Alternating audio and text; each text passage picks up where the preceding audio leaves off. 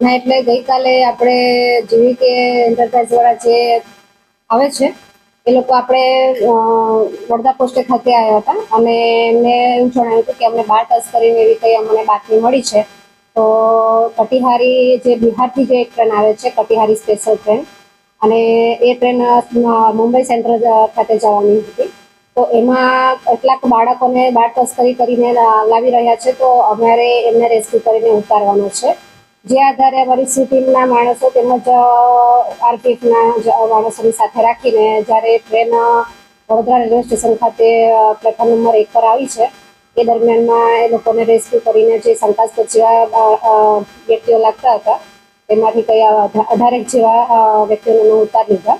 ત્યાર પછી તપાસ કરતા ખબર પડી કે 11 જેવા બાળકો છે અને બાકીના 7 જેવા જે હતા તે પુખ્ત વયના હતા.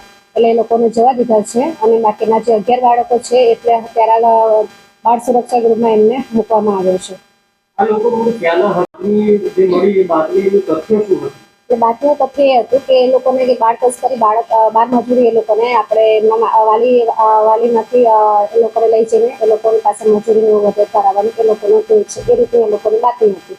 એટલે એના આધારે આપણે એમને ઉતારીને એમને પૂછતાછ હાલ કરી, પણ હાલ એવું કોઈ તથ્ય જણાવેલું નથી કે બાળ તસ્કરી જેવું કંઈ જણાતું નથી. એ લોકો એમની મજૂરી કરવા માટે જે બાળકો હતા એ લોકો ભણવા માટે એમના જે સગા સંબંધીઓ છે એ લોકોના ત્યાં જતા હતા એમ જણાવેલું છે. જે બાળકો સગીર વયના બાળકો મળી આવે છે તેમના જે માતા પિતા છે તેમની સાથે પોલીસનો કોઈ સંપર્ક થયો છે કે કેમ? કારણ કે ગઈકાલ રાતની આ ઘટના છે, અત્યારે 12 વાગ્યા જેટલો સમય થઈ ગયો છે. શું આ ઘટનામાં આગળ થયું? હા, અત્યારે એમાં એવું છે કે જે આજે સંસ્થાવાળા જે લઈ ગયા છે બાળકોને એ લોકો એમના વાલી વારસોનો સંપર્ક એ લોકોએ સાંધ્યો છે અને ત્યાર પછી એમના વાલી વારસ આવશે એટલે એ લોકોને આપણે આધાર પુરાવા મેળવી અને જો એમને એવું લાગશે કે ખરેખર આ રીતનો કોઈ બનાવ પામેલ નથી કે એમનું બાળ તસ્કરી જેવું કંઈ જણાતું નથી તેમની સુપ્રત કરી દેશે. અને જો બાળ ચાલી રહ્યું છે એમના વિરુદ્ધમાં પછી એ લોકો એ રિપોર્ટ આપશે તો એક્શન લેવામાં આવશે.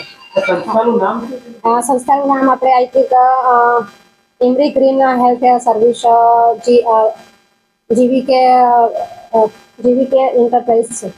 સંસ્થા ક્યાંનું છે અને કેટલા સમયથી? એ સર આઈ થિંક એ વડોદરાની જ છે. એટલે કેટલા ટાઈમથી કાર્યરત છે એ ખ્યાલ નથી.